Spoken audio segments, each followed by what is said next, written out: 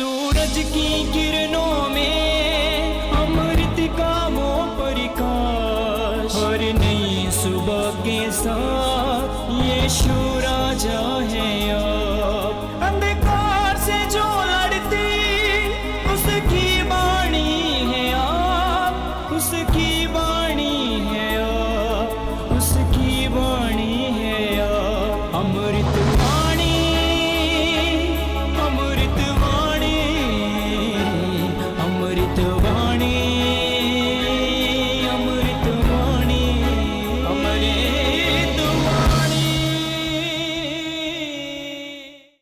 पहला पाठ प्रेरित चरित अध्याय 4 पद संख्या 23 से 31 तक।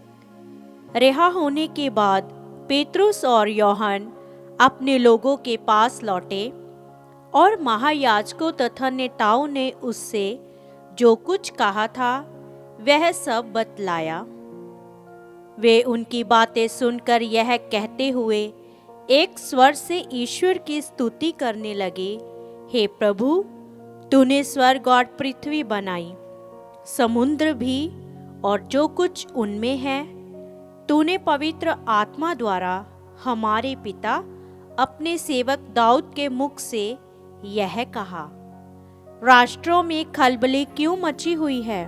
देश देश के लोग व्यर्थ ही बातें क्यों करते हैं?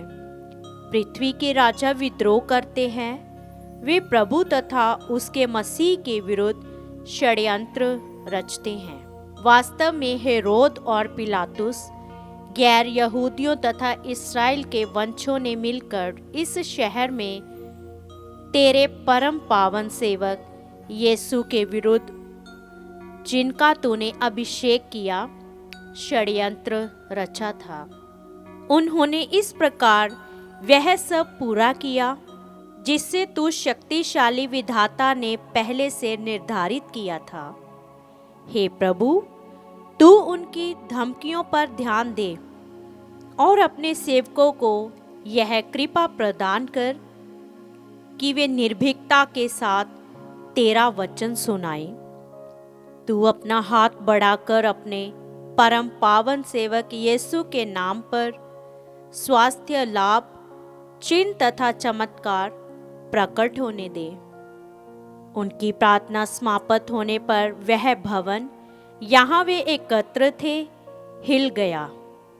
सब पवित्र आत्मा से परिपूर्ण हो गए और निर्भीकता के साथ ईश्वर का वचन सुनाते रहे।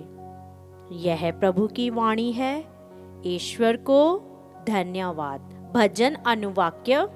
हे प्रभु, तुझ पर भरोसा रखने वाले धन्य है। हे प्रभु, तुझ पर भरोसा रखने वाले धन्य है। राष्ट्रों में खलबली क्यों मची हुई है? देश देश के लोग व्यर्थ की बातें क्यों करते हैं? पृथ्वी के राजा विद्रोह करते हैं, वे प्रभु तथा उसके मसीह के विरुद्ध षड्यंत्र रचते हैं। वे कहते हैं, हम ये बेड़ियां तोड़ डालें, हम यह जुआ उतार कर फेंक दे। अनुवाक्य। हे प्रभु, तुझ पर भरोसा रखने वाले धन्य है। जो स्वर्ग में विराजमान है वह हंसता है।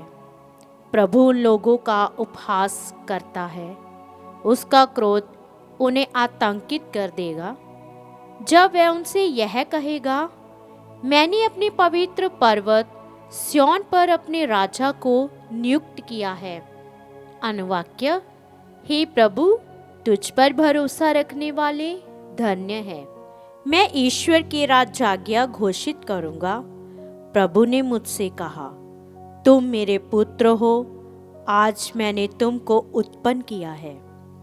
मुझसे मांगो और मैं तुम्हें सभी राष्ट्रों का अधिपति तथा समस्त पृथ्वी का स्वामी बना दूंगा। तुम लोहे के दंड से उन पर शासन करोगे।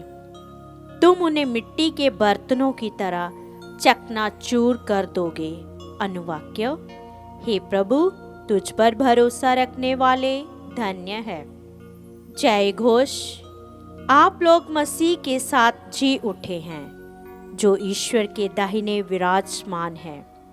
इसलिए आप ऊपर की चीजें खोजते हैं। हालेलुया। संत योहन के अनुसार पवित्र सुसमाचार अध्याय 3 पद संख्या 1 से 8 तक। निकोदेमुस नामक फरीसी यहूदियों की महासभा का सदस्य था। वह रात को यीशु के पास आया और बोला, रब्बी, हम जानते हैं कि आप ईश्वर की ओर से आए हुए गुरु हैं। आप जो चमत्कार दिखाते हैं उन्हें कोई तब तक नहीं दिखा सकता जब तक कि ईश्वर उसके साथ ना हो। यीशु ने उसे उत्तर दिया, मैं आपसे कह देता हूँ, जब तक कोई दोबारा जन्म ना ले तब तक वह स्वर्ग का राज्य नहीं देख सकता। निकोदेमुस ने उनसे पूछा, बूढ़ा हो जाने पर मनुष्य कैसे दोबारा जन्म ले सकता है? क्या वह अपनी माता के गर्भ में दूसरी बार प्रवेश कर जन्म ले सकता है? यीशु ने उत्तर दिया, मैं आपसे कह देता हूं, जब तक कोई जल और पवित्र आत्मा से जन्म न ले तब तक वह ईश्वर के राज्य में प्रवेश नहीं कर सकता।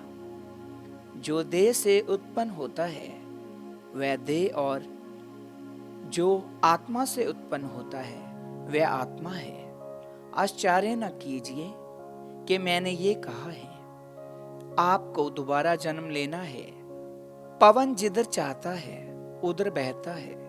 आप उसकी आवाज सुनते हैं, किंतु ये नहीं जानते कि वह किधर से आता और किधर जाता है। वह जो आत्मा से जन्मा है ऐसा ही है। प्रभु का सुसमाचार। क्रिस्त की जय।